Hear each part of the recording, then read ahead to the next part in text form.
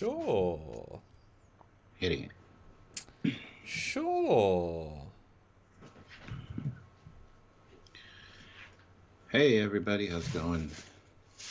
Hi, Dr. Nick. Oh, no, it's not quite as seamless this time.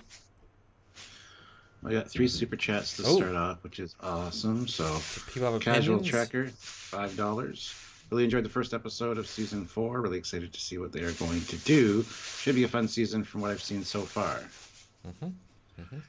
Ozzy Maderos, $10. Oh, Super Captain Foley and Superior Commander Murph, Great Koala, needs to put their proton packs on to stop Vigo from coming to Earth. And Judge, 1981. Sending my love and compliments to both of you, for all of your content. Well, thank you so much. That's awesome. Judge 1981, good to see you again. yeah, it's been coming out every day this week. Today's video was on the 3189 dress uniforms. Look at all 3 variants seen in the episode. So do join in for that. Yesterday was a work bee, and the day before that was the Archer class station. Let's go watch. Yes. Bum, bum, bum. All right, guys. So, yeah, today we're talking about gravitational anomalies and what they could possibly be. It should be a fun discussion. Now, maybe I should go. If I go on record saying it is Michael Burnham's fault, then that will redeem me from saying she wasn't Red Angel until the last minute. Although technically she wasn't half the time, so I was half right and wrong. Maybe she did cause it, and if I say it going forward, I'll be right. Maybe. Or it's her mum. I tell you, there we go. It's one Burnham. It's both Burnhams. We do see her mum in this season, I think, so. Yes. Well, they're not going to not bring her back, because we all like her, I guess. They should not bring her back. Don't like her. Don't like the character. Yes, the lack of just. Oh yes, I happened this, and this. It's like, oh come on. After those obscene plot how you got into the future and stayed, and alternate future, blah blah blah. But what isn't obscene, Stuart, is the fact that I can go share on the many social network media things. Yes, go do it. All right, bye bye. All right, guys. As you saw, super chats are a great way to support the channel. We got some really great ones to start out, which is awesome. 38 people here, 27 likes. Hit that like button if you haven't already. Likes are a free way to help us out. Or you can super chat, like I said. You can also send a PayPal to trekyards@hotmail.com. The information for that is in the description of every video, so that you guys can let us know in the regular chat that you sent to PayPal, and we'll read your comment or question via the email from PayPal. So. You can also join the channel. There's many different ranks. Just click that join button and see what is available, you can maybe afford on a monthly basis. Or head on over to Patreon/Trekyards, another monthly way to help us out as well, if you choose to do that. So click those links down below and check that out. And also don't forget that there is the Teespring and the TeePublic store. I think there will be a Black Friday sale on TeePublic, which we will notify you guys of. So go click the link, check the store, see what kind of Trekyards merchandise you like, and put it in your cart. And when the sale's on, then you can pick that up at a really great price. So we would love to see you wearing some Trekyards merch like this one. See? Trekyards. So, yeah. Super chats too. As I said, you can basically make us say anything you want us to say. So super chat whatever you'd like us to say, and we will have to read it on the air. So that's just the nature of the beast. So anyway, yeah, but yeah, hitting that like button is the free way. And also share the videos around, or share them on any Facebook groups or on Twitter or anywhere that you think Star Trek fans might appreciate it. We would really appreciate that as well. So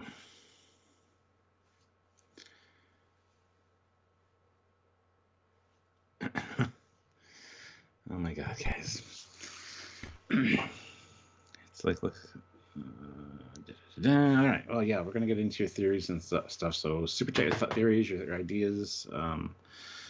We've heard a few in the other lives we did this week that we kind of want to discuss. So yeah, I mean, let's do it. Let's do it to it. I can't hear you. Go for it, Stuart. Then, what do you think of how it's presented in this episode? I don't know. You go first. God damn it. Okay, fine. Yeah, I mean, it was horrific. Although it's if it's only traveling at sublight, then it's not a big threat because yes, it happened to be on the Quajon system, but it'll take hundreds of years to reach the next system. So, the way it's presented is big and bad, but I'm assuming it's gonna phase in and out of reality and be less knowing. But it's definitely. I also think it's not just one. I think there's probably multiple ones that are going to be happening. I mean, well, okay. Okay. So you think maybe a thing is caused and dissipates as it spreads out from its source, and then they activate, they turn on, and okay, there you go. That's a good solution. Because like I say, sublight isn't a particularly risky threat. Mm-hmm. But then something like the Nexus Rift was going at warp, I guess. Yeah. Despite being noticed at sublight, I don't know. I don't know. I think the one that hit the station was a pretty small one. We did see the distortion on the view screen. Well, it wasn't planet destroying. Yeah. It was a planet that hasn't necessarily got shields. So that's why I come out. To be fair, it destroyed the moon, and the moon flew into Quajon. I don't know. I know that the planet was. I know the planet was displaced, so I assume it hit the planet as well. But that is true. Yeah. No, I didn't consider that. So you think it might be a case of because I mean, if an asteroid can kill dinosaurs, a big ass moon might be able to cause a moon and thousands of pieces. Maybe that caused the inner core to go kablooey, and then because it moved out of its gravitational plane, maybe the tides got effed up, the lava went. So yeah, maybe it was a reaction. It wasn't a literal destructive force. It was if we lose our moon, our planet's screwed because it's codependent with the moon. So. Yeah. Yeah, I think it shifted out of its orbit for sure because it was hundreds of thousands of kilometers from where it should be, which that'll kill pretty much anything on the planet. And maybe, in fact, it got just closer to the sun. That's why it looks like heat pockets. Maybe it was starting to burn. Got hit by gravity waves, displaced everything, and then started to burn from the inside. Ooh. Yeah, that's definitely more than I thought going in. Oof. Now, one of the theories that I like is perhaps an invading force from another galaxy or something, or another time that's trying to come through. And this is like their little either tests to see whether they can cause an anomaly to create some kind of doorway. Or what was I saying? Blah. Yeah, just an invasion, like another galactic invasion would be kind of awesome, actually. And then we end up with the end of the season, Discovery has to spore jump to another galaxy to try to solve the problem. Because that would be awesome. That's like the next step for Star Trek, to actually get a ship into another galaxy, just to actually explore new stuff. That would be amazing. So. Well, I mean, Discovery won't be the one to explore, but you mean like conceptually explore? Yes. Not necessarily actually explore, but yes. Yes. BJ Tehran, $5. Hey. Prodigy doing well. Don't care about disco. Huh? But here's $5 USD for your efforts for all things Trek. Thank you so much. We appreciate the love and support, even though some people might not enjoy the show. They come in and like super chat, which is awesome. Yes. So thank you. We got some really great members here. So We do. Yeah.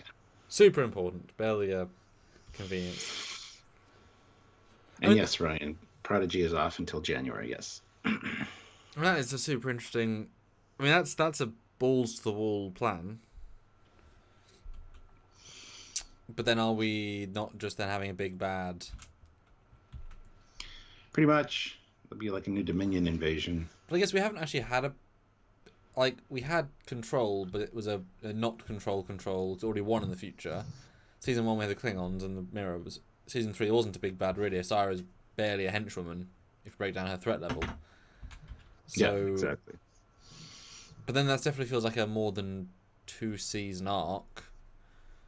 That's what I mean. Like, I think it'd be cool if it ends with Discovery spore jumping to another galaxy at the end of the season, as ooh, look at this, and then we're like waiting for the next season. But they'd have to know if they were getting another season order to commit to that or not. Because to imagine being not renewed, it's like, another galaxy fighting a threat they can destroy all. Bye. That happens all the time, man.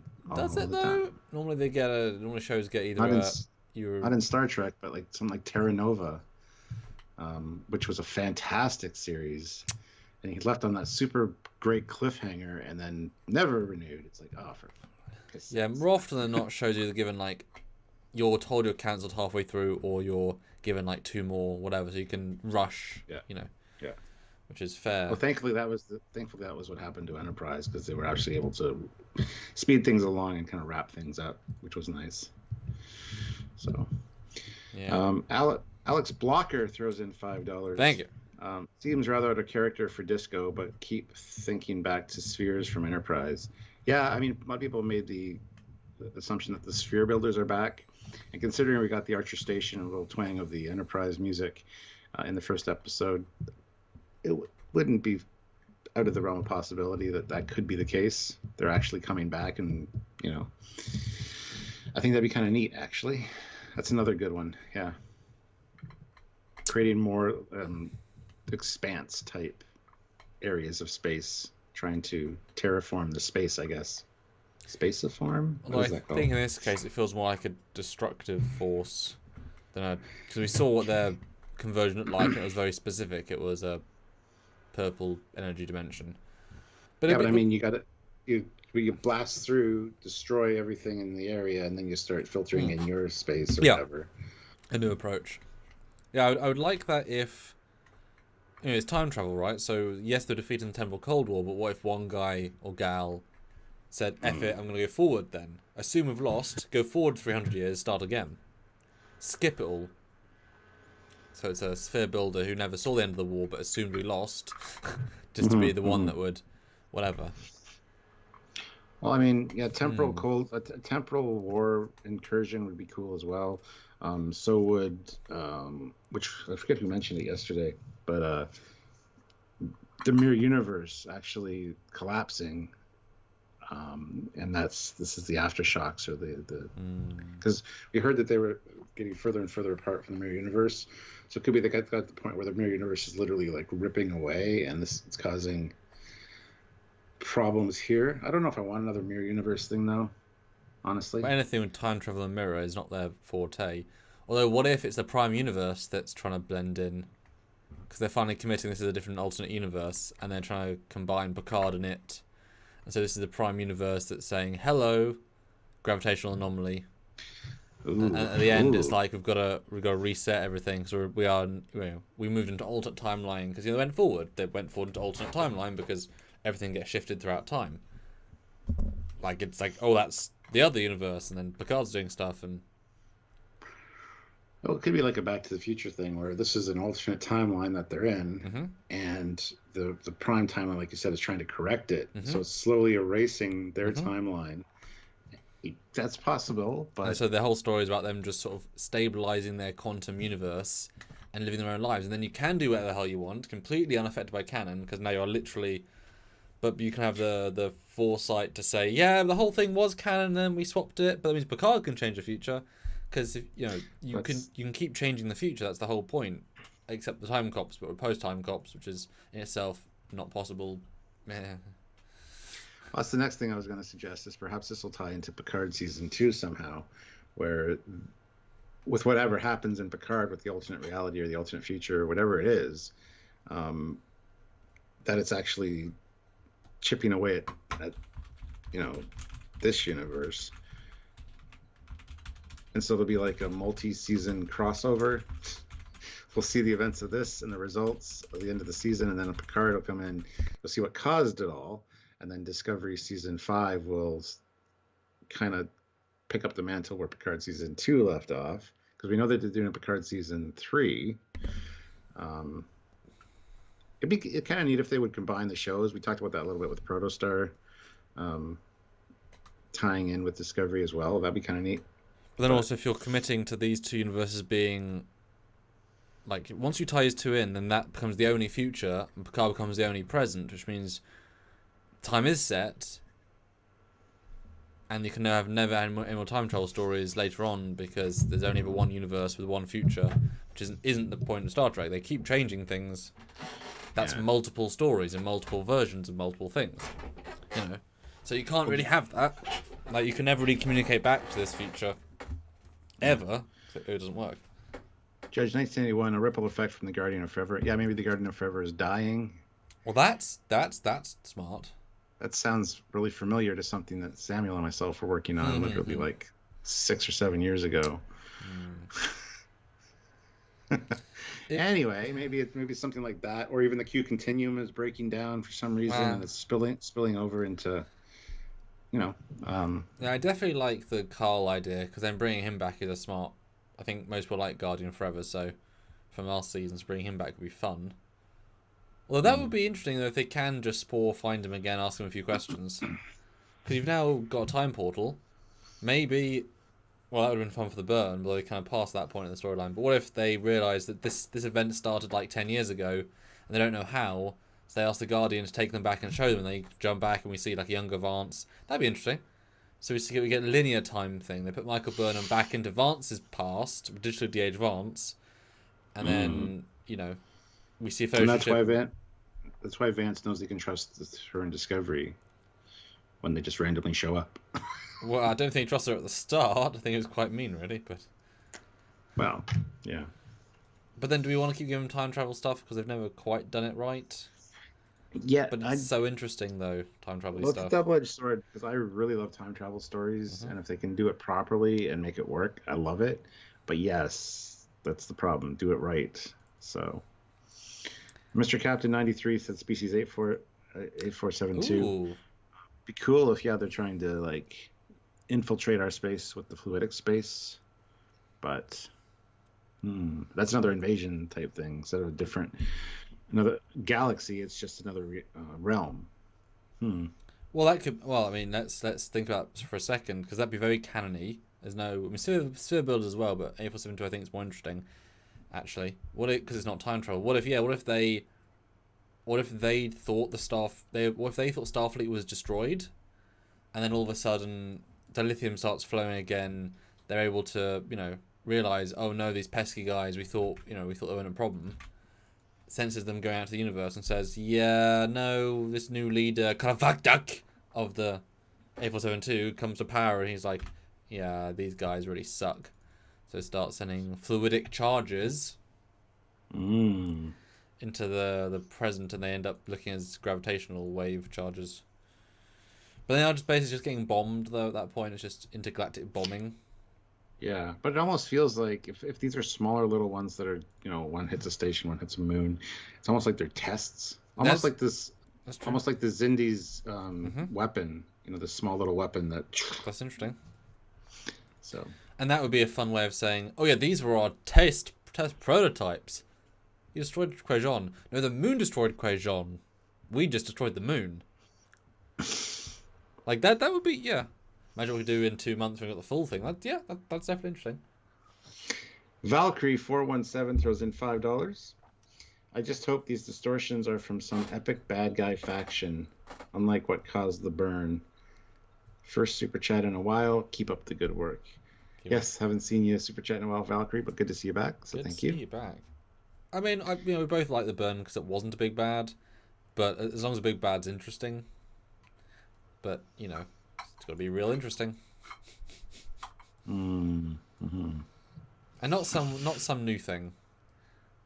Should be something that kind of adds to the universe as like an extended canon thing, rather than just like here's these guys. It's like, okay, cool. Sweet. Yeah, I don't know. I mean, I really like the invasion story idea, but it's got to be done well, and it's got to be an actual threat. I know everybody's like up in arms about having a big baddie, but we haven't really had big baddies, as you said. I mean, I think what they should try to do is like a Dominion War parallel, which in this case, invasion would work. You know what I mean? Like actually have a threat that... Yeah, the Federation's rebuilding, but that's the perfect time to strike as well, because it's unstable. It's not, unified. But then we also really wanted that nice Federation rebuilding explorative weekly show. That's not that show. That's a wartime pew pew, lots of gunplay. Well, Strange New Worlds will be the exploration show. They'll do the same thing they did with Voyager and DS9. Have an exploratory show and a war show. So, Yeah, but you've taught me out of that now. I don't want that. This is about rebuilding everything, not it yes, already I falling. agree. I agree. I'm not advocating for it. I'm just Well, you sound kind of trying. excited about it. No, I'm just trying to think what they Okay. might be trying to do. Okay.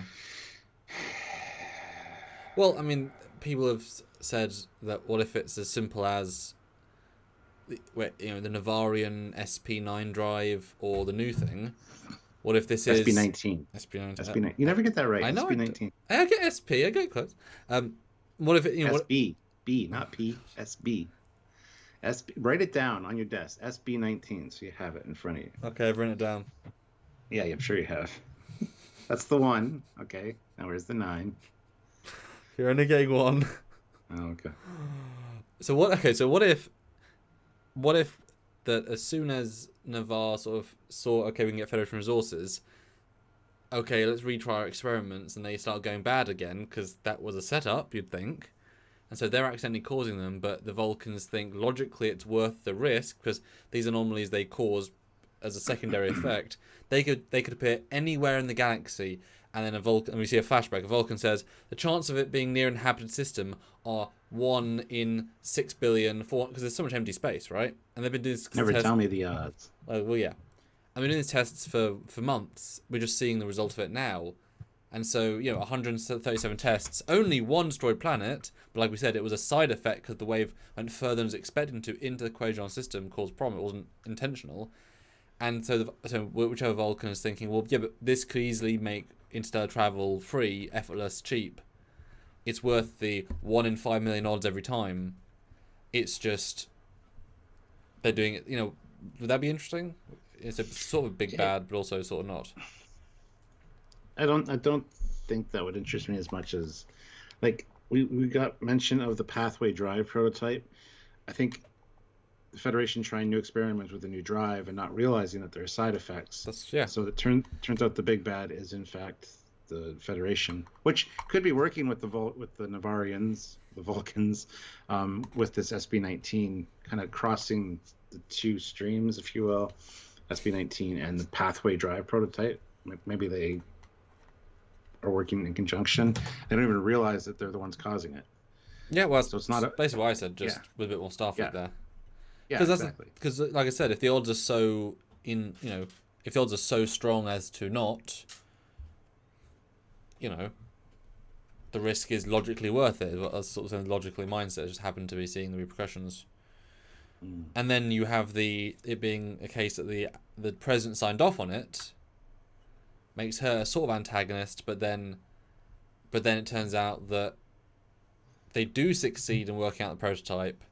It is fully functional, and because she knows that maybe like her great uncle is lost in the Gamma Quadrant, and there's colonies in the Delta Quadrant. Like she is the only one that's been like told these reports that there's literally colonies of humans and Federation all throughout the galaxy. If they can't get fast and light drives working, like these people are lost. And so she's thinking, well, not only is the risk 1 in 5 million per try, we've got 400 ships, 150,000 people, 60 planets. This is obviously worth the risk. And it's like, and then the story comes from them. They're then going to go, they go find these places, and then there's another story in there somewhere maybe. Story within a story. I like a story within a story because it's, Yeah. Let's see here. What do we got? We got Captain Ron Phillips puts in $5 and says, "Great idea, Captain Foley. Return of the Andromeda Galaxy baddies from TOS." Yeah, and it could tie in with well, they're not going to do this, but they might steal it from Starfleet Battles. The Andromedans had a displacement drive. I forget what it's called exactly. Something displacement drive, where their ships would zoom and be just kind of basically teleport a certain amount of space. That's how they got from their galaxy to our galaxy, by using this technology, by doing large jumps.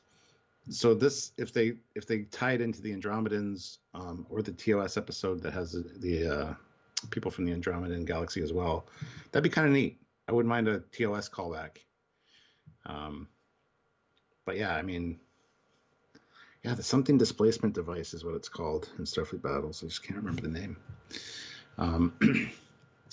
Judge 1981. Oh, we got I'll read that first. $5. Let's be fair. Anything can cause a gravitational issue. Sure.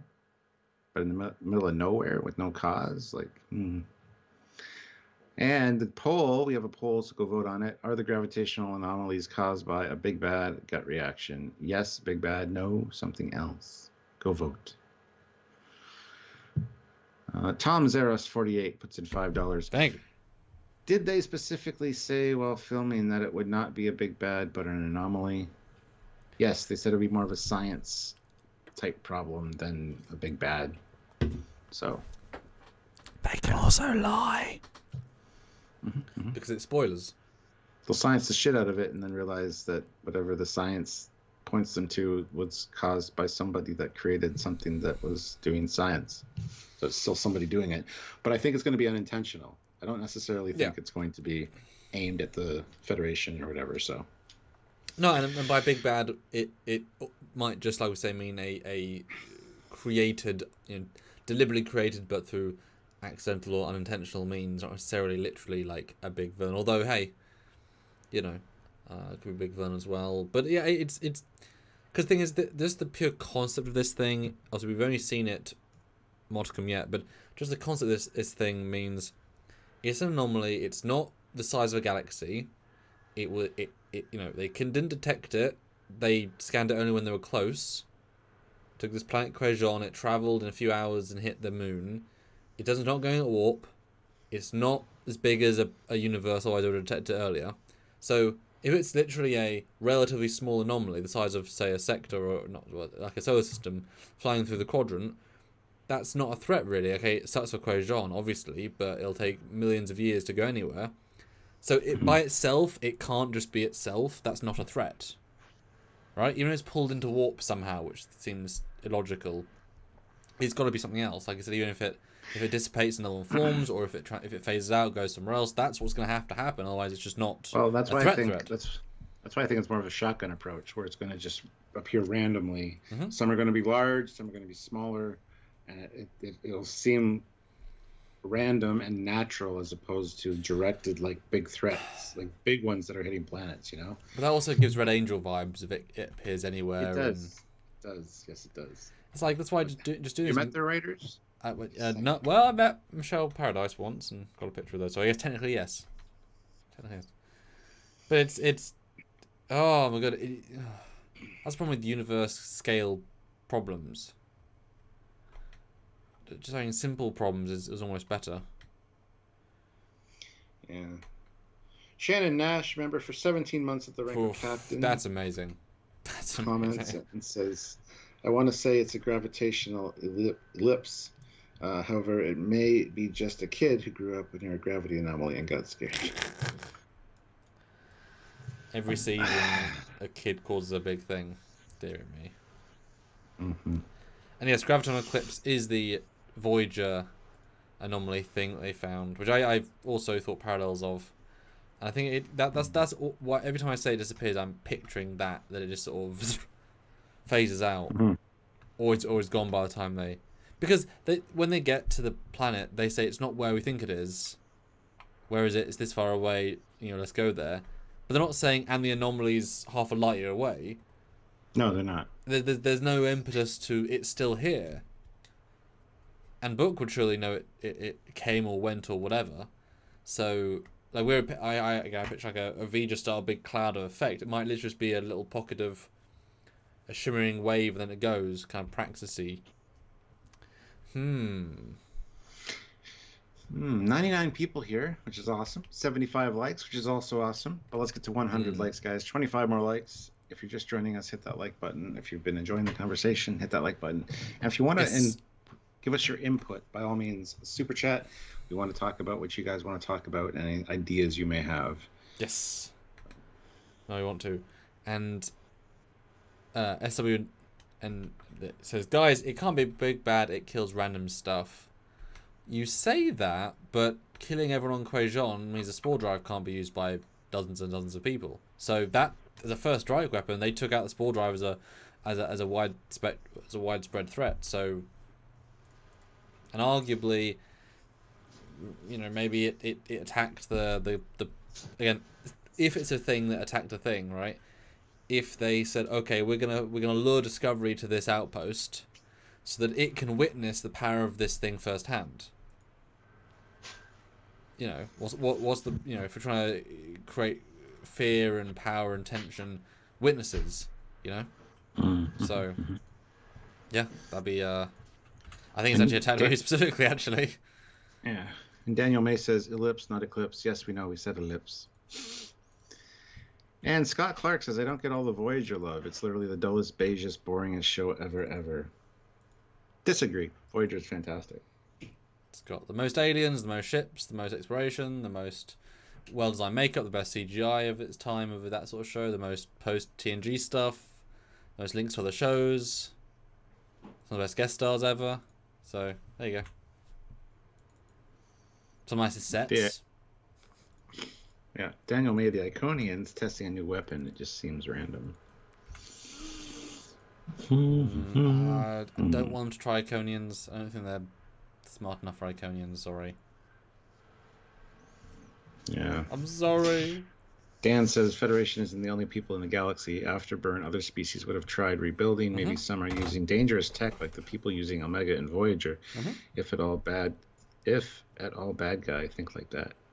Yeah, and that's what we said. Like, it's a scientific experiment that's causing side effects that they didn't anticipate.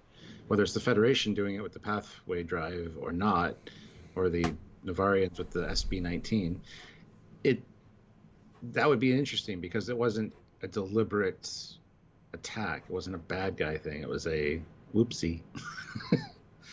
So. Well, and in fact, let me throw one more thing at you then.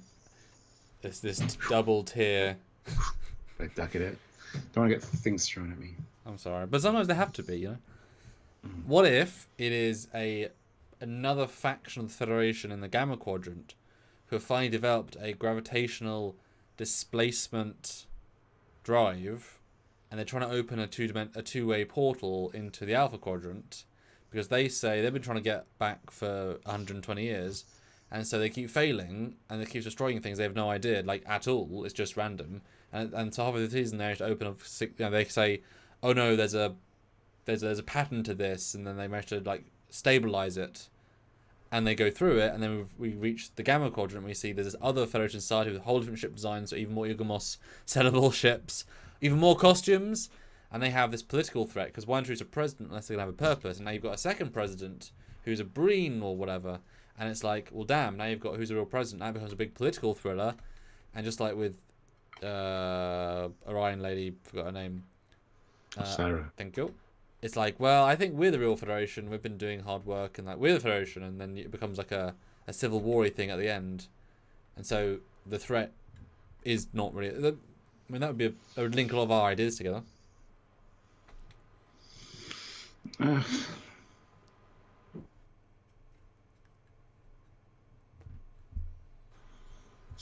Daniel May says, can be Omega, damages subspace. I mean, yeah. We haven't had any sensor readings, so we don't know yet.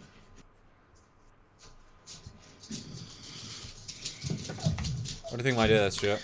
Being the other branch of Starfleet. No, I like it. So I mean, it would be cool if it was one of the cut-off ones that were trying to do their own thing, and yeah, doing some dangerous experiments with something like, I don't know, like proto-matter. Yeah. Which is, you know. Oh yeah, the Spock thing, red matter even, maybe. Yeah, maybe it's a red matter bomb. Yeah. Because so, yeah, I mean, that'd be great, actually. And it turns out it's the Enterprise that's using Yes. That would be a hell of a thing. Captain, a ship's coming through. It's the Enterprise. Pike? No, that's stupid. Huh? And it's the Enterprise. Now that would be, because that's a way of it not being a big bad, not being a. I mean, that's, you know, and it speaks to the building the Federation, because then we, you know, they can say, oh, we've got 86 worlds and Delta Quadrant that joined our Federation. Bitch, you know, that's so unfair. You know, like you can have a really nice, like, yeah. Just some nice politics and definitely a nice role reversal and and because they can also have their own exact replica of the Starfleet command building, and so when Discovery goes to meet them, it's the same building because that's they had the plans for it, and so they can reuse the same sets. Like in Wrath of Khan, it's the same bridge set, just repainted, recolored, different admiral. Yeah, that could be. I mean, that. Oh, damn it! That sounds too good. Because it doesn't take any real risks, but all that simple drama stuff, Yeah. Kabuto fish, 2 pounds. Stamets. The anomaly is 5 light years across. When did he say that? Is that on one of the trailers? Probably. Yes, I think that was in one of the trailers. Well, that's Quajon destroying. Bloody hell! I mean, a light year is a long way away. I think it's the build-up. We're going to see them getting larger and larger as well. So yeah, maybe as it moves through space, it accumulates, and so the longer it's going, the bigger it gets. So that'd be a good threat. And maybe the more mass it has, the faster it goes as well. And so literally, we've got maybe like 2 months until it reaches critical warp velocity, and then it becomes a real threat, and then it becomes. And that would be fun. And given space is pretty empty. And once it reaches warp 10, it turns everyone in the universe into lizards. And then the Great Koala has friends finally. That's good. I mean, that'd be that's the big threat. We don't want to become warp 10 salamanders. No, that'd be interesting. And again, space is so empty, but at a certain point, if it's going fast enough, big enough, it will kill things, and so you get a little bit of lack of threat. And then maybe they get a point in the season where it hits a red dwarf star, and that supercharged it because of X1, and it's like, oh no, we've been tracking it for 3 months, and now it's going faster. That'd be fun.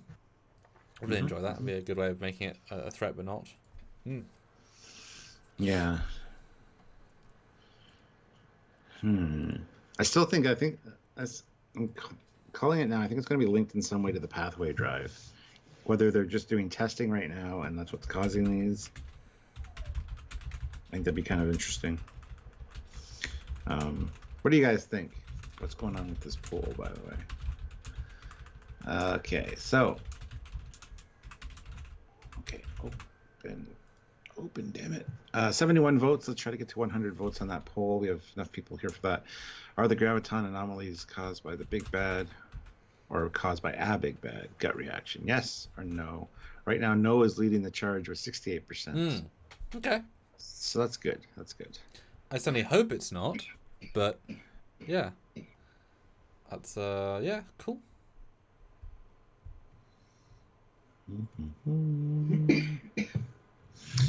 Yeah. You doing that poll, then? Well, I want to get 100 votes, but... Okay, vote in the poll, guys! Vote. Yeah.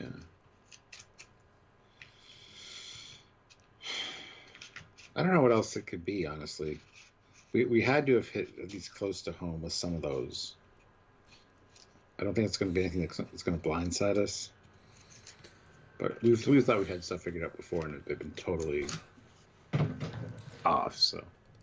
But what could cause the lithium explosion is very ethereal because it traveled through subspace. This is just a destructive wave thing. It's a lot more simplistic.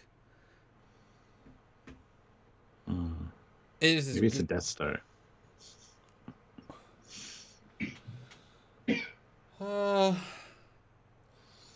With a graviton railgun. I mean, okay, maybe this is sort of a hybrid of other ideas we've always said, but that's the nature of this sort of storytelling. Assuming the anomaly doesn't, well, no, okay, it can still phase out. What if the anomaly is actually the representation of a alien creature that's trying to come into our universe, and it changes gravity in its local area, not realizing when it travels to our dimension, and so it creates this pocket of dimensional destruction super unintentionally, and then it phases back into its own reality. It's like, well, that was a failed attempt. So it is an alien trying to communicate, a big trans-dimensional alien, just really misdialing horribly each time. And then we're like, okay, it's this big threat, and then we see a pattern, and then we're like, okay, can we cross to its universe? And then, Maybe it ties into the end of Picard Season 1 with the tentacle things. Since they got banished from entering there, they're trying to get back in, and I don't know why it's 900 years later, but I mean... Maybe they're non-temporal. Yeah. Yeah. Scott Clark says a black hole created by an evil race sounds like Romulans to me. What? Well, Don't know where that's coming from. Well, it means red matter. They're black holes. Yeah, but Yeah, black holes are easy. We can't have nice things. Yeah, well, I mean, hey, if this thing phases out and they have no idea when it's going to reappear, like, we might literally get, like, a 2-month time gap. You know? We might get multiple time jumps, where it's like, well, this is a... Like, we can't live in fear every day of our lives, so we move on, and then... Okay, now we're sent to a new anomaly, and it's 3 months later, and you keep... And that would also allow us to skip the Tilly, like, not know who she is subplot, and then maybe she tries this thing and this thing. Could be really interesting. I just don't know how you can progress a threat that simplistic right from the get-go. Like, it's going to be so interesting what they do in episode 2. Like, really, really interesting. The whole season's going to, I think, rely on how good episode 2 is. Which is a weird thing to say, but it does feel that, like, there's a cliff of creativity. And let's see what they do with that cliff. Kind of like when they finally found Starfleet. All of our hopes were on what that would be. And it was great. I was like, yes! Okay. And Kronos says Romulans use them for their engines. Yes, we're aware that they would use quantum singularities. Well, that's not black holes. Exactly. And why would they... Stars. Yeah, why would they... No. I don't think you understand how things work, man. Aren't singularities black holes? Singularities are a number of things. Black holes being one of them. Yeah, it's a large term. It's any kind of gravitational anomaly. So. Wait, is it temporal anomaly? No, temporal anomalies all suck. At least the ones I've seen.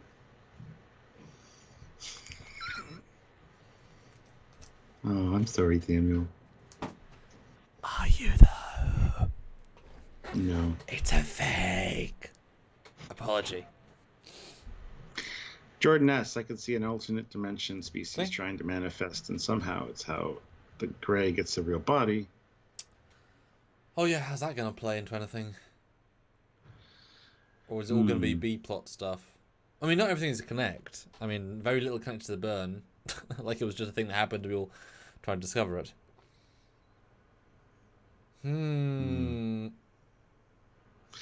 Let's see. We got Jarzia with $5. If it is related to the propulsion research, it would have a lot of parallels to the soliton wave from New Ground.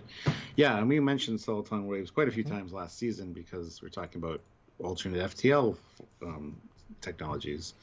So, and like that ties in with what Samuel said earlier. If it's one of the factions of Federation that was cut off because of the burn that were doing experiments to try to get new faster than light travel, it could be a result of their experiments. So yeah, I kind of like that idea, but I'll have to see. Because that, it gives a lot of creative opportunity there without breaking the bank. And Caboodlefish puts in £2. They enter the anomaly. So what's inside? Dun, dun, dun. Well, as you've said it many a time, all that stuff tends to be from the first episodes. That's why I think it's just like a quarter season, if not half season plot. Is they'll fly in and everything will change and well, maybe actually, what if they fly into it and it takes them to an alternate reality, like another new fresh universe where the Federation is booming, and everyone's like, "Ooh, what do we do?" Because like. Yeah, the Prime universe, they'll finally get there. Well, hey, there you go. But no, it's like, well, what do you do if you find another universe where everything's going so well? Turns out it isn't for whatever reason. But you know, are you like, well, should we stay? Do you ask for their help? It'd be so overwhelming to be like, and now we're in a mega super sci-fi future where the Federation's like 5,000 worlds and it's the entire galaxy, and it's just like there's just too much to take in. How do you? But then they've never had spore drive technology, or they've never had whatever, or Michael Burnham was a war criminal in their universe, or, you know, that could be interesting. Or Rusty Knuckle Iron Gut says, it is the universe having an allergic reaction to Discovery being 1,000 years misplaced in time. I mean, also that would true. work. That would work, and that's crossed my mind, but I think a more interesting way to tell that story would be wherever Discovery was, something like this happened. So everybody starts pointing the finger at the Federation, saying they're using a weapon, and Discovery's to blame because there's a trail behind Discovery. That would make sense because time likes to set itself right. I mean, if you look at the Stephen King novel, what's it called? 11/22/63 or whatever, with the assassination of Kennedy, where the guy goes back and tries to change it. History doesn't like to be changed. Time wants to correct itself. So, yeah, I would buy that. But you think it would follow Discovery around? Like, if there was something on Book's ship, like maybe Burnham was with Book when Quajon got hit, but Discovery was off saving the station, I might be buying it a little more. So I don't think that's necessarily the case with the way it's playing out. But, yeah, I mean, it's a possibility for sure. So I'm rewatching the season 4 trailer, and I have thoughts already, having watched some of it. Which I'll get to you. I'll bring back in a second.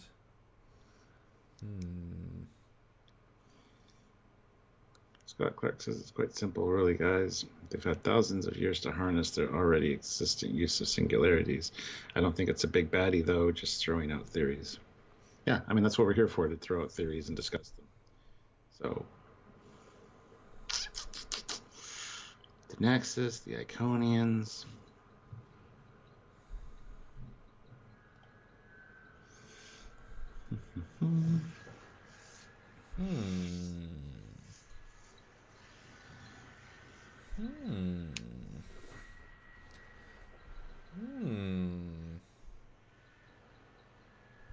So, it's the New York Comic Con trailer.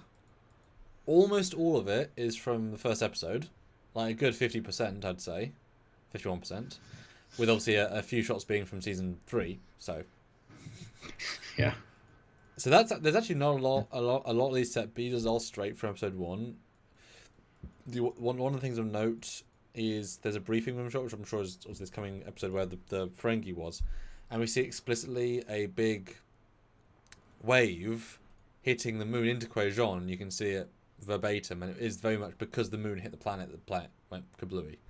It wasn't a wave that destroyed the planet, it was explicitly a wave that, so it was which is, it makes it more accidental then, because if it hadn't have had a moon, it may have been fine, who knows. So that'll be, but Sarah was already back, but it makes sense to talk about it straight away. But yeah, so it's definitely a wave, and the wave kind of, so there's definitely a black hole-esque, there's like two black hole-y looking things that cause a wave. The wave hits the moon and the planet, so I'm guessing it's two. And maybe if it was a side effect? Maybe it was two. Because I'm literally staring at two balls, like in pool, hitting another thing to a thing. What if it's two anomalies that happen to, form nearby, collide? They cause a gravity wave. The gravity wave killed Quajon. Totally side effect. In fact, these things don't normally cause anything specific. It's more just a science mystery that they happen to accidentally cause something, because that's there's two of them and they're wavy. And but are they going to keep forming it everywhere else? They form by the station. Are they just jumping around? Yeah, because I could see two anomalies being attracted to each other, and when they're kind of close and slingshot around, they create this warm wave. So it definitely is a wave being formed from a collision. That's how it looks in this clip. Now we have context. Like it's coming from the middle of it.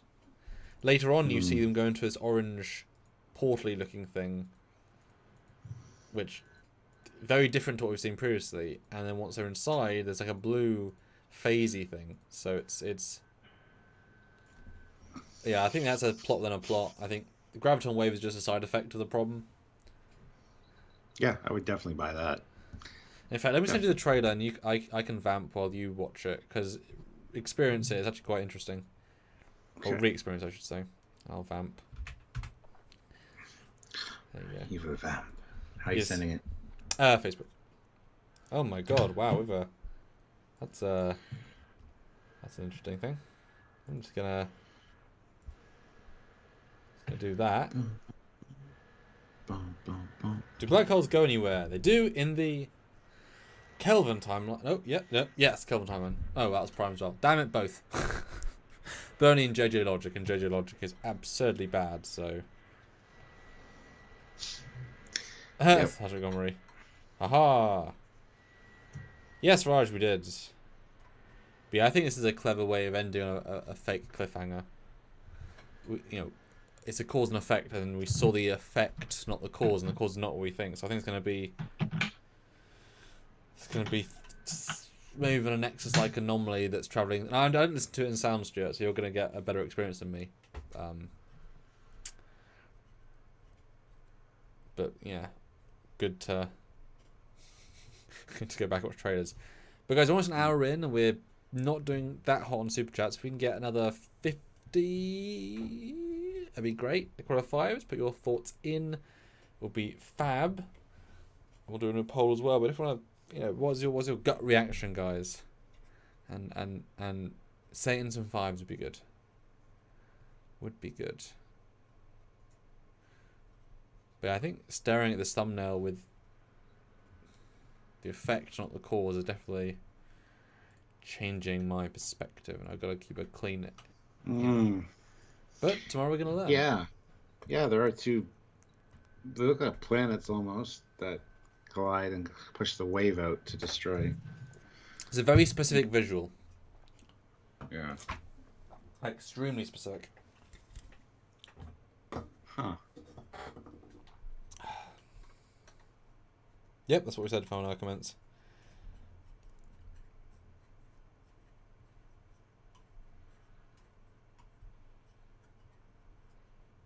Nah, Richie. And that was the Sphere Builders, not Zindi themselves.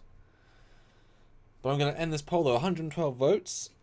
Oh, the gravitational anomaly is the gravitational anomaly caused by Big Bad. Gut reaction: 39% yes, 61% no.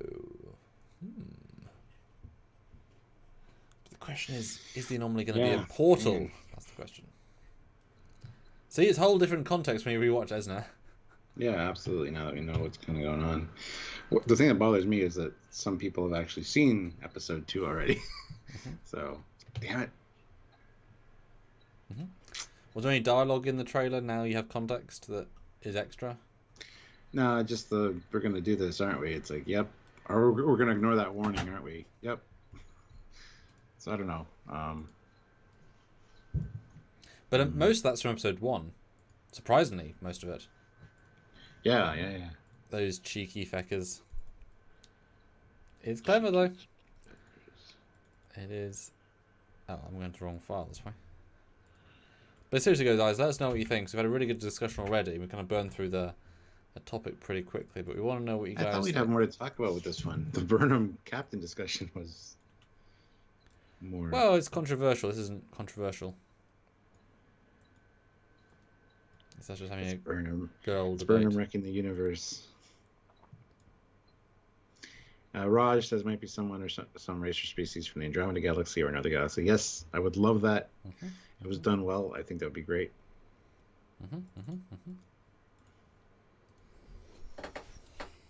Lee says maybe it's the Vulcans now that they know that they didn't cause the burn. They restarted the experiments. Also talked about that. Yeah. The SB-19. Yeah. Well, I mean, if that's it, really, we've had, if there's only so many possibilities. If we can get $60 more, I guess that might be it. We've already had the full debate. I mean, if you guys don't throw stuff our way, we kind of said, probably said, at least 10 theories. Yeah. 10 pretty realistic theories, so... Matt Deckard, Feed me, $2. exactly, yep, we already said that. As Wizard is, we already said that. Matt Deckard puts in $2. This is getting heavy. Haha, gravitational. Haha, funny.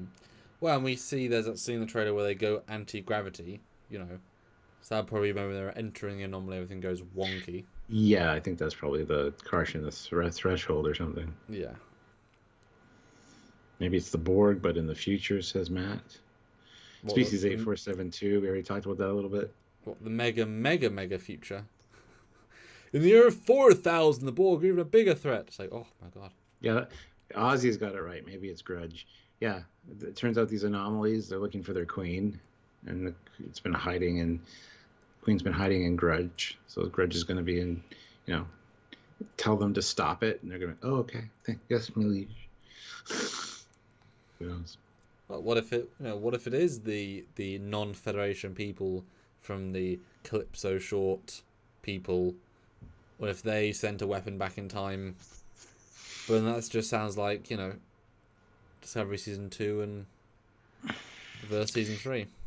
Daniel May says, can't be the Mirror Universe as it's too far away at the time of Discovery Season 3. Yes, it's pulling away, but that doesn't mean it's going to not rip away and cause problems or maybe start reemerging.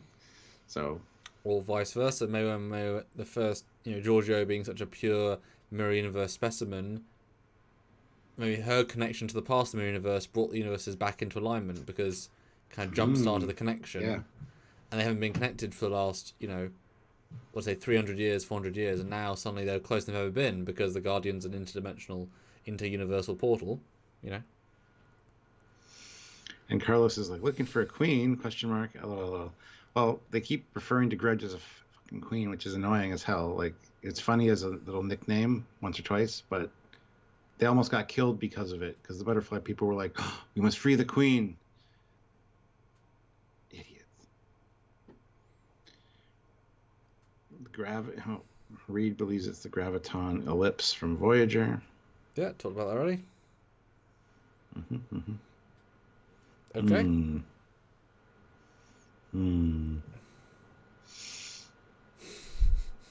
We've said so many good things. Yeah, got nothing else. I thought there'd be more of I thought I'd have more to talk about, but damn. Well, it's like doing a computer model where you have the first step. Well, unless you know you can't extrapolate to step 13 episodes without knowing something else. Yeah. And even the trailer, like it says half. Like you can tell it's deliberately not showing anything. I wouldn't be surprised if almost every one of those scenes are from the next episode. Actually, I wouldn't be surprised if they go through the Anomaly episode 3. It's like, well, there you go, 10 left. What the hell? Because the season did change in Discovery Season 3 when we met Starfleet. Not change, but change enough to be different. So, Richie Appel, it's the Star Trek fandom. Yeah, it's ripping the Star Trek universe apart. Well, one planet at a time. Couple of years ago.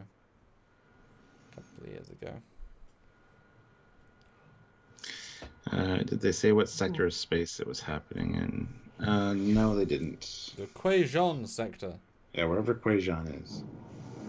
Because Quajon was near the space station, but not near enough that it's the same one, apparently, so I don't know. Yeah. It's the Death Star. Palpatine has come from a galaxy far, far away. I mean, hey, maybe it's them commission, telling us the license to re-merge with Star Wars, and oh my god, Star Wars. Yeah. And tomorrow, guys, since we won't be doing our regular, well, we usually don't do lives on Thursday, but we were going to do this review Thursday, but then I have my Sylvia's Christmas party, so we can't. But Samuel is going to be doing a first reaction to this episode, but a first reaction, not a full review. We're going to do our full review on Monday, I believe, because Friday we can't do it either. So, and when I get back from the party, I will liquor it up. I might do a first reaction myself. So that'll be late. Samuel's will be about this time. So if you guys want to tune in for that, make sure you're subscribed and hit the notification bell icon. And we have 127 likes, which is good. But let's see if we can get to 150. Another $50 would be great, but I don't know. We can get 16. I think that's it. 16 would be awesome. Yeah. No, I think the Archer space. Dan says, yeah, I think it'll be something from the past, or as in past in the lineage of the Star Trek universe. It'll be something of note, doing something of note. Yeah. Well, and maybe it literally is just the SP-19, 16, 12. SP-19. There you go. What if it literally was because black holes? If we know they're safe two-way travel from JJ, and Alex Kurtzman wrote JJ stuff. So what if the SP-19 is a way of creating black holes? But then black holes, which is a hell of a risky thing to do, but if you're running out of lithium, it was the end of the road in terms of what's our last ditch plan. Either we do this or the entire galaxy comes to a standstill and we can't let that happen. You know.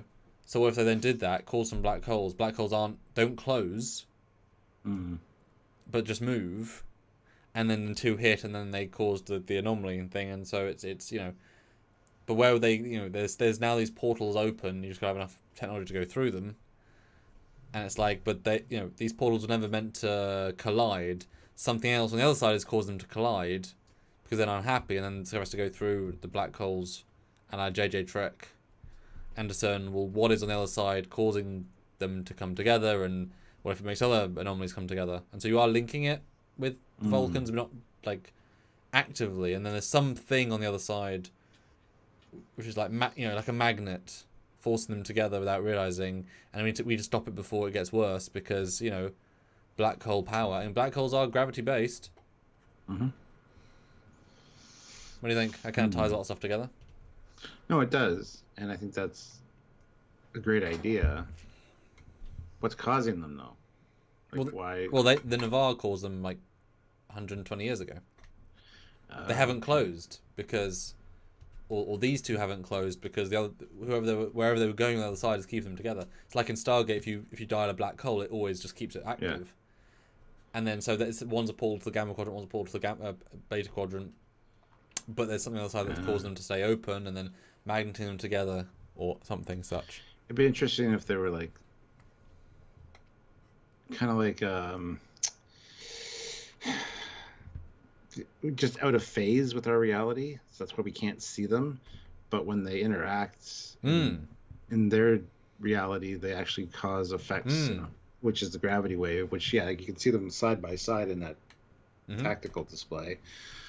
So that's why we can't detect that there's something there, because they're just slightly out of phase, like that episode of TNG with Geordi and Ro, which again was tied to the Romulans experiments. Yeah, so you think maybe so let's put it all together. Maybe because the Romulans, they got, you know, Picard's still canon this, so they saw red matter. They've always had a fascination after it, you know, saved/killed their race, and so they discovered, well, actually, yes, you know, Spock went through, got lost in the universe, because at that point they would know that Spock was in the Kelvin universe because they know the Kelvin universe, so presumably they would have met the Kelvin universe at that point. They would know he was there. So now they know it's a two-way travel, or it's a travel mechanism. And so, yeah, they cause these black holes, but like you say, they're out of phase slightly, and they did enough tests, and it's just, if two out-of-phase black holes come together, it causes a big problem. But again, the chance of such was so small. That would work, because SB19, if it's creating like some kind of wormhole type effect or black hole. Black hole. And they thought it was a failure, but it wasn't. It succeeded, but yeah, just slightly out of phase. So we had no way to know that it actually did succeed. Yeah, and they've been just getting bigger and bigger and bigger because they've been maintained or stayed open for 100 and some odd years. Black holes do suck in matter, and this is a weird red matter black hole, which did get bigger over time. And maybe so they thought the black hole was on, and they turned it on. As soon as they turned it off, it just went out of phase, and they didn't realize. And therefore that would explain why Navarre's, you know, would go back there and deal with the mum. It's like, no, you need to go to the research. You did cause this. You didn't realise. And it took 100 years for the effects. But then it would also make sense that they would say, well, why haven't we heard of this? Like, so how is it a threat only now? Well, because we haven't had communication with planets yet. Turns out like 10 planets have been destroyed, 15 star bases, because we haven't talked to people all over. So these black holes have been moving and doing stuff, just, you know, occasionally causing carnage, but we just haven't heard about it because this has not been our, you know, now we're out doing stuff. You know, like if we hadn't, you know, seen that communications network station, it would have been, you know, wouldn't have known. And then we need the Navarres to help, which goes back to whatever. That gives Michael Burnham a specific connection to it, very, very, you know, down and dirty personal connection with the Vulcans. And the president with Saru, who has to pull politics now because he's a sort of ambassador. He gets to, you know, be even more political with it. Well, he did have that relationship with the president of Navarre. Yeah.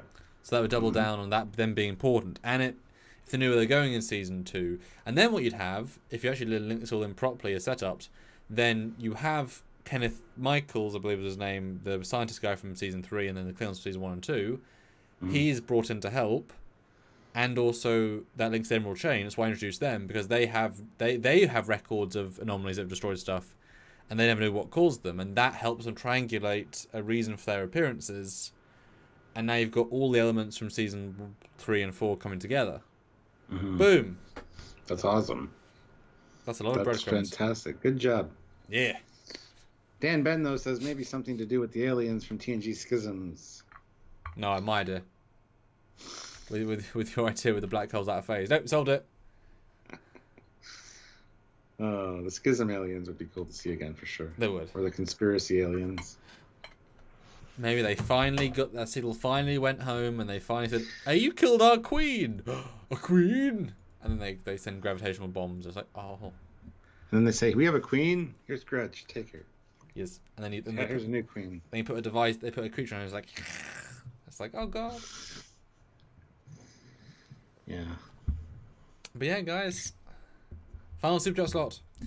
Yes. Right now, Matt Deckard has the final super chat slot. So, good job, Matt. If anybody else wants it, though, a couple bucks, be awesome. Like we said, another 16 would be a good number, good enough number, a good round number. But yeah, Q. A lot of people have said the return of control, which I think would be entirely stupid.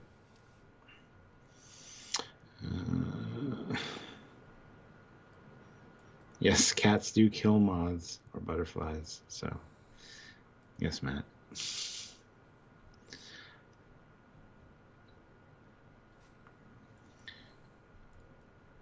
So it's the Romulan Nigerian black hole now? You too.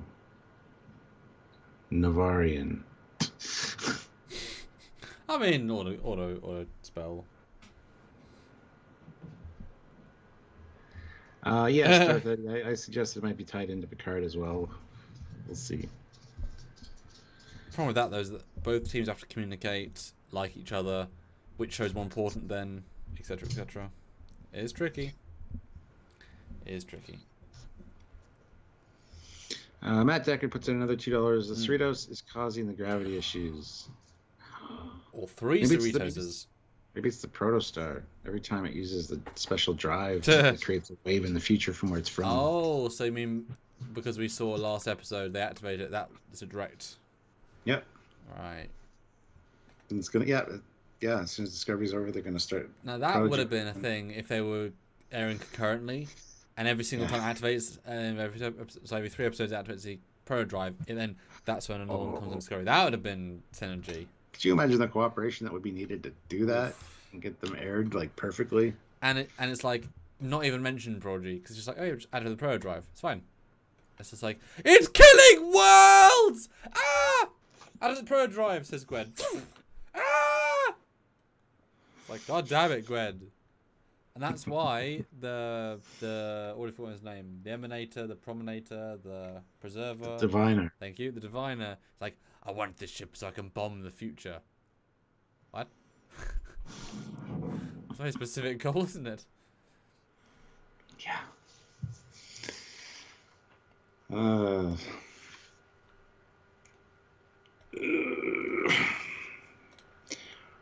Well, it's not quite as lively a discussion as I anticipated, but hey. I think we've definitely got... We only have one episode to go on. Like you said, we don't have all the iterative steps. Once we get a couple more episodes in, then we can maybe make some more, fact-based discussion. I think we definitely got somewhere close. I really love your idea, tying it all together. So no, it was definitely a they're not gonna do that, but I love your idea. No, there's too much logic there. There's some real making sense there, which I like. Because there is such a feeling of they thought some stuff through. So yeah, it all connects. And what if the dimension occupied by the Kelvin timeline is somehow overlapping with the prime universe and thus affecting gravitational fields across the known galaxy? I could see them trying to... Yeah, we said that as well. I would be cool with that. Well, yeah, but I just think it's not going to be the main story driver. You know?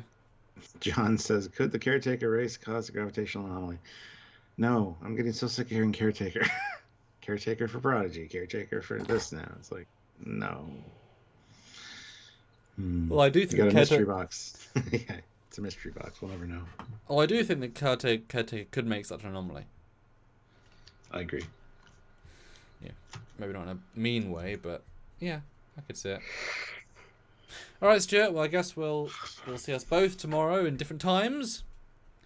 Yes. This is our last time that we are pre-answers in episode 2, Stuart. How do you feel? It's the last sort of discussion we're going to have. I feel fine. That's how Tell you my feel. mother. Yes. That's how you feel. Good stuff. And then I'm filming on Friday, Saturday, and Sunday another Trek short. Another one that hasn't been announced, hasn't been discussed. You have no idea what it is. I've always started doing CG for it, like quite a lot. I've done prep for it. I've got an artist who already did a set for it as a Jeffries tube in it. I can say that much. I haven't done Jeffries tube in 8 years. Nim, lie down on your side and hold a tricorder. And action. It's like, Nim, it'll look great in post. Trust me. I don't know, it's just kill the shadow. Yeah, that would be fun. But yeah, that's fine. All right, guys. Yeah. So tune in for Samuel's first reaction to this episode tomorrow, and mine later in the evening, probably. And we will be doing our review of this episode on Monday. That's just the way it's got to be because we're both busy on Friday. Well, Samuel's busy on Friday. I could do it, but he screwed that up, so that's fine. It's all good, man. No, Monday's fine. There's going to be a lot of jockeying lives around, especially in December because of Christmas and stuff. So it's just going to be a normal thing until January at least. So just be prepared for that. That's why you got to make sure you're notified and check the Facebook group as well because we always post there when we're doing our lives. So, But knowing these lives are variable, do make sure you watch our edited content as we pride ourselves on the only people that do this sort of content out there. You know, we're the only ones that look at the dress uniforms, the work bee, and the Arch Class Station. That's us, guys. So go and watch those and support what we do here, because unless they get likes and views and shares, you know, they're not as worth doing. So do make sure, at least you guys are the most regular people here. Go in, comment on those, helps the algorithm, helps analytics, and have your voice heard. So we absolutely we'd love to know what you guys think. We really would. We really would. Yes. So until next time, guys. He's Commander Cockins. He's Captain Foley. And we are Team Trekyards. See you later. Bye, guys. Bye.